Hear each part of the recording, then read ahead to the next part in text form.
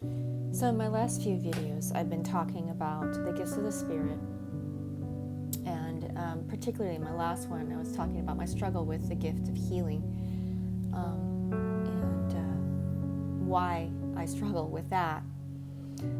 But I want to shout out to my ex-Jehovah's Witness audience, because I know that's most of you who get shown my videos. And I want to tell you why I'm addressing this topic with you guys. And it's because when I was Jehovah's Witness, I saw so much mental and physical illness among other Jehovah's Witnesses, including myself. And you know, we were taught that we could pray for our sicknesses, but for the most part, it seemed like to me that there was more mental illness and maybe even physical illness among Jehovah's Witnesses than even other groups. I'm also addressing it because ex-Jehovah's Witnesses and Jehovah's Witnesses probably have the hardest time of any group transitioning into believing in the gifts of the Spirit and believing in divine healing, because we were taught, in fact, it was in our publications, that any kind of manifestation of the Holy Spirit is actually demonic, even the healing. I remember there was a story that came out in I think it was in an Awake magazine, about a woman who had grown up Pentecostal. And she talked about how she had received a healing.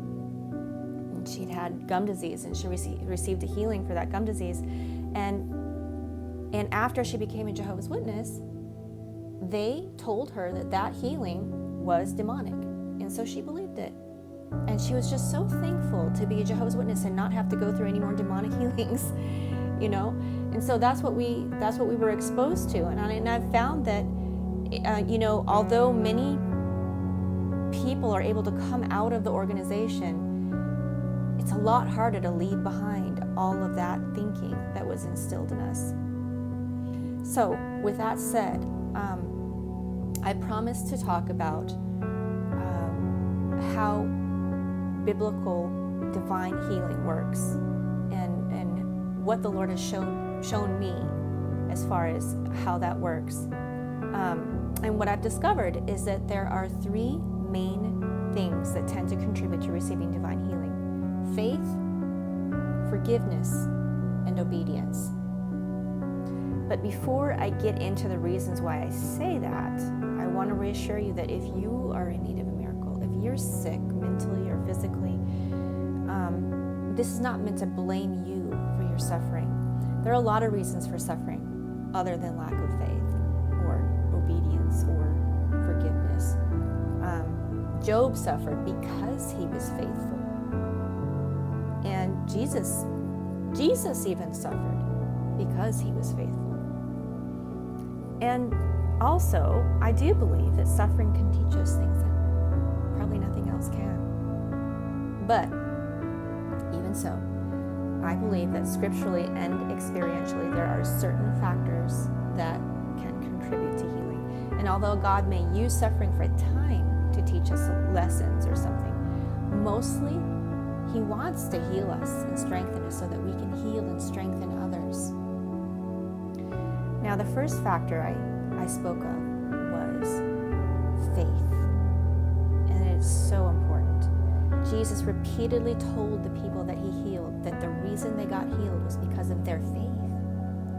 Look at what He said in Mark chapter 11. This is what He said, quote, "Truly I say to you, whoever says to this mountain, be taken up and cast into the sea, and does not doubt in his heart, but believes that what he says is going to happen, it will be granted him. For this reason I say to you, all things for which you pray and ask, believe that you have received them, and they will be granted to you.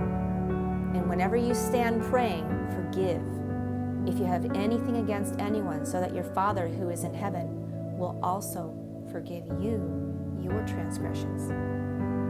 So right here in this one passage, you see very clearly the first two criteria that I talked about: faith and forgiveness. So first I'm going to talk about faith. We have to have strong faith in order to see miracles. This is what the apostle, or the writer of the book of James said.